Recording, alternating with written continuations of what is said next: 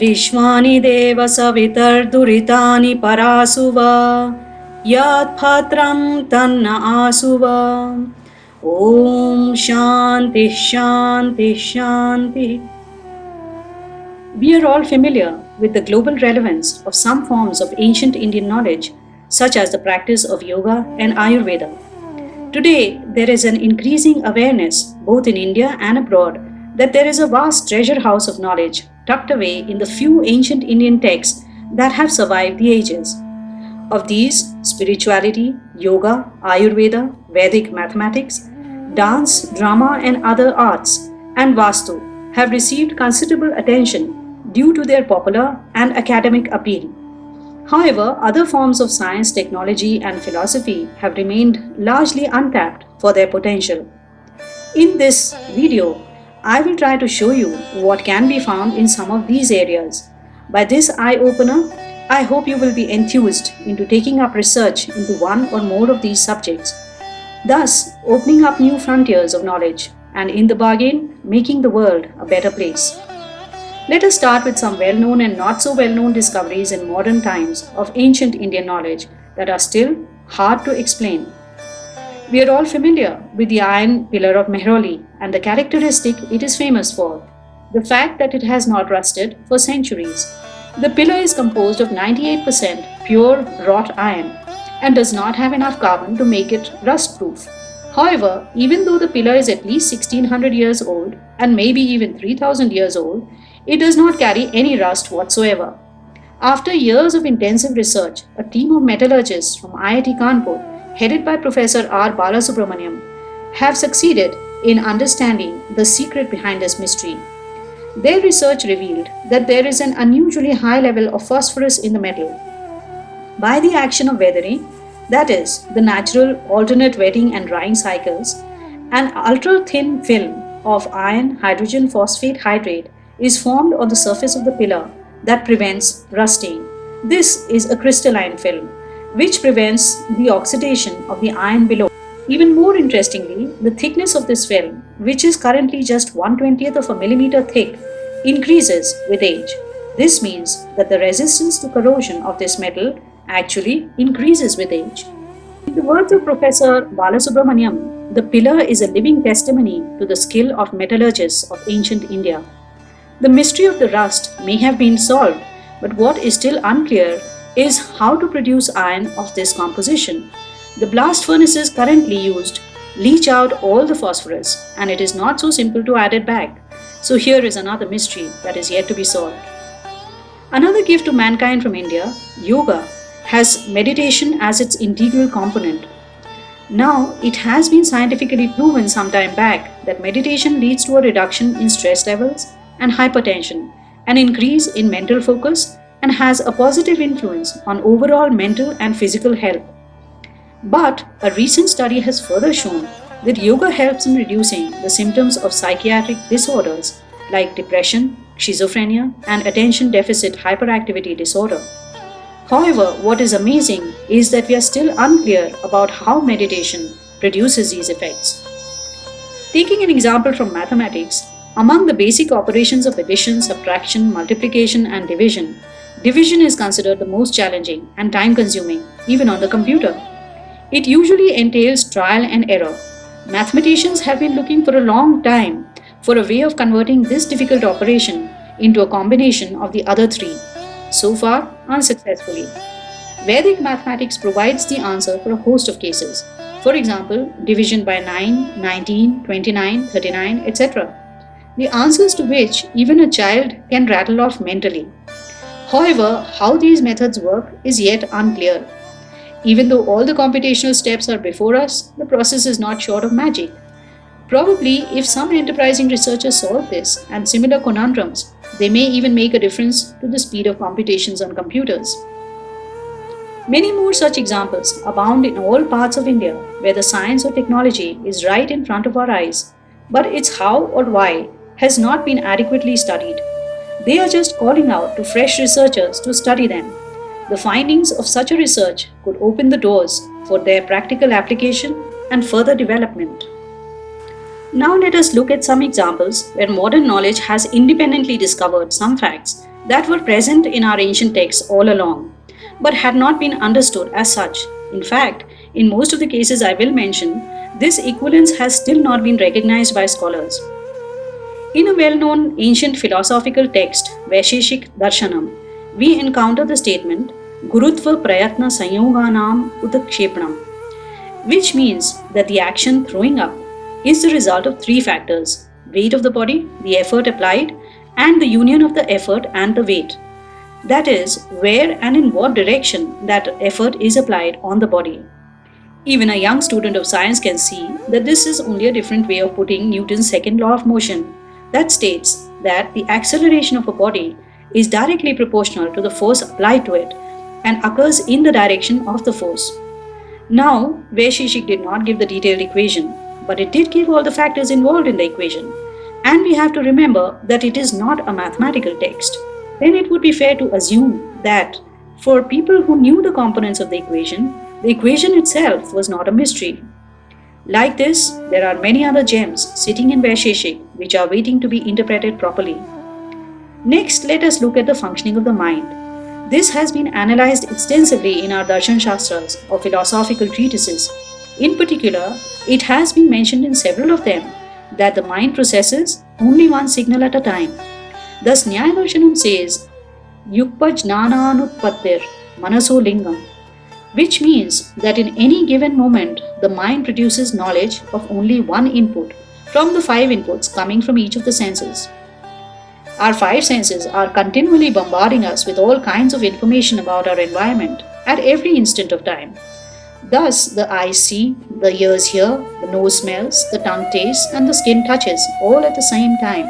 But the Darshana says that only one signal is being processed at a time. But how can this statement be true? Our perception tells us that we are doing all these things instantaneously. We eat and watch TV, watch the monitor and move our hands to play a video game, and so on. So Nyaya explains that just like the point of light from a rotating firework creates the illusion of a circle, the mind changes attention between perceptions so quickly that it appears to multi-sense. I found it difficult to believe that modern science should not have discovered such a seemingly obvious trait of the mind, when the mind has been studied so extensively today. Therefore, I discounted it, and this even reduced my belief in Nyaya Shastra. Then recently, I watched some programs on TV that showed that this is what modern neurologists are now saying too. Investigating more, I read that the mind performs, quote, a rapid toggling among tasks rather than simultaneous processing. Many other studies have also corroborated this finding, including this next one that says that too many tasks done simultaneously lead to a response bottleneck. Thus, neuroscientists are coming to the same conclusion today as our seers had come to centuries ago. Now, would it not have been nice to have an Indian name against this finding? Let us turn to Ayurveda now. Texts like the Charak Samhita and even others like the Manusmriti have long declared that one should eat less to live a long and healthy life. For example, the Manusmriti says, Anarogyam anayushyam aswaryam chati bhojanam. That is, eating more than one's appetite leads to ill health, a short life, and unhappiness or discomfort in general.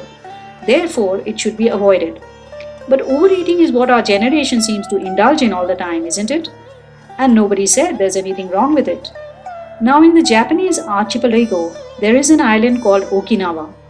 It was occupied by the American forces after the Second World War.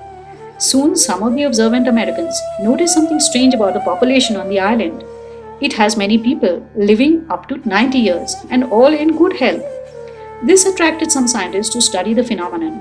They discovered that the average life expectancy of Okinawans was the highest in the world, even higher than that of the mainland Japanese. So they obviously started studying the lifestyle of these people. They found that the Okinawans applied one principle consistently while taking a meal. They only ate till they were about 80% full. Then they would leave the table. Curious about this fact, the scientists found that the stomach takes about 20 minutes to detect fullness. So when the Okinawans stopped eating at 80% full, they were actually 100% full, even though they felt truly full only 20 minutes later. This ensured that they were not overweight. But there is more to it than just the right weight that ensured that they lived a long, healthy, happy life. Somehow, overeating stresses our system in more ways. These are still waiting to be discovered. By now, I hope you believe more in ancient Indian knowledge, just like I did. Now, let me take you to the real proof of our forefathers' advanced knowledge to place before you facts that are not yet in the realm of modern knowledge or are on the fringes of research. In his commentary on Yoga Darshanam, another of our Darshan Shastras, Vyasa says at one point, and I quote, "Just as cutting up matter repeatedly yields the irreducible atom, so also cutting up time repeatedly ends in the kshana, or kshana is a unit of time in which an atom is displaced to its adjacent position. The unbroken continuity of kshanas is krama or sequence. The kshana and its krama are not accumulated in reality. It is only in the mind that the accumulation happens in terms of muhurt, ahoratra, etc. This time does not exist in reality, but is constructed by the mind, is dependent on words for its description, and for ordinary living beings lacking a deep insight appears as a part of reality." End quote. Here, Vyasa is essentially saying that time is actually quantum in nature. That is, it has a smallest particle like the atom. This is a concept that has been mooted of late, though it has few takers. Physicist Robert Levy in 1927 has proposed that time may be quantum and called the smallest unit of time a chronon. This is a remarkable concept. Just like quantum physics revolutionized physics, so also this discovery could mark a turning point in the understanding of the universe. Regarding the unrealness of time also, some scientists are veering to that conclusion. Thus the physicist Julian Barbour says, "Change merely creates an illusion of time, with each individual moment existing in its own right, complete and whole." As you can see, this is almost a paraphrasing of the words of Vyasa. One ancient text, the Brihat Samhita of Varaha Mihir, contains many scientific facts that can easily be tested individually and proven or disproven by the modern scientific method. For example, one of the chapters focuses on how to gauge the depth of groundwater looking at the surface indicators. Now, if this method was to be proven, borewell diggers all over India would benefit. In fact, those looking for underground water around the world would benefit. Many other diverse topics have been covered here, for example, ways of forecasting meteorological phenomena, improving plant health, etc. These are very much relevant today. They should be analyzed for their veracity and then opened up for application. If proven otherwise, the Shastra should be discarded. Saving the best for last, there are several mantras in the Vedas that describe the artificial production of rain. For example, this Vedic verse talks about inducing rain in clouds. Agnir Vritrani Janghana Dravinasyur Vipanyaya Samidhaha Shukra Ahutaha. It says that the well-lit, speedy and pure fire, specially lighted up for the purpose of production of rain, breaks up clouds into rain. The next mantra talks about producing clouds themselves. The mantra says, when the fire of the yajna, performed for the purpose of producing rain, has been made fierce by the addition of ghee and other oblations, the pure tejas or heat pervades all around. Then the light of the sun creates clouds in the sky and produces the rain everyone was desirous of. The mantras here talk about a yajna that is instrumental in the creation of clouds and the production of rain. Swami Dayanand Saraswati of Arya Samaj has shown many Vedic mantras to discuss this subject. It is well known that yajnas for rain have been described in texts like the Brahmanas and Shrod Sutras too. These are performed in certain parts of the country even today. However, their efficacy in the production of rain is doubtful. Is it possible that the exact method of performing this particular yajna has been lost over the intervening millennia? Is it not worth our while to research our text for a process that could be so beneficial in today's times of severe droughts? In my view, the enormity of the effort involved would be more than compensated for by the rich rewards that it will yield, given the urgency of the need for this technology. From all this information, we can conclude that the knowledge available to our forefathers was far in excess of what we give them credit for. A small number of people have recognized this fact, and some projects are underway to uncover the hidden gems from the very little that remains of the original treasure, most of it having been lost over time. But these projects have had little public impact. Many more people need to join this movement to make the lives of all living things on this planet as harmonious as at the time of Lord Ram. Having belief in our ancestors is the first milestone that needs to be reached. Proving them right or wrong by the modern scientific method would be the next step. Our best motivation would be that the technologies of our ancestors never ruined the environment the way modern technology is doing. धन्यवादः. जयतु भारतम्.